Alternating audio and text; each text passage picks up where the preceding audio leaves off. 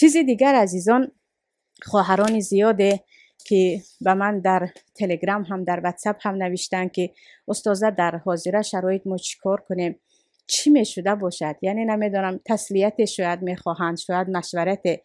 عزیزان من این را باید بدانید، ترکیه با آن نفوذ یا گفتیم با آن بزرگیش، با آن حکومتش، تقریبا 10 سال کامل و از آن زیاد بر ضد حجاب بجنگید.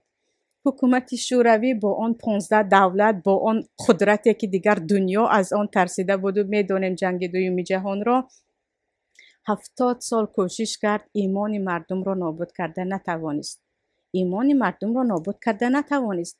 الله میگوید یریدون لیطفئوا نور الله بافواههم والله متم نوره ولو کره الکافرون.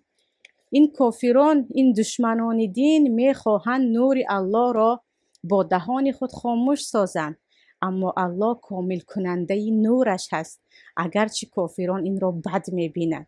یعنی حجاب قانون الله هست، حجاب قانون الله هست که صاحب زمین و آسمان او هست.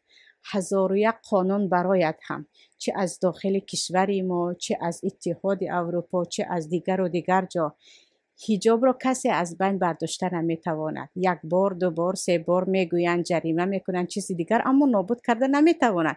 چگونه که ترکیه این را نتوانست و برعکس بعد از برآمدن قانون حجاب اکثریت مردم ترکیه، زنهای ترکیه حجاب دار شدند و عیناً همین قانون در سال 81 خطا نکنم در تونس هم برآمده بود که برعکس بعد از برآمدن این قانون دیگر تمام زنهای تونس هم قریب حجاب دار شدند و تاجیکستان هم عیناً انشالله این گونه می شود.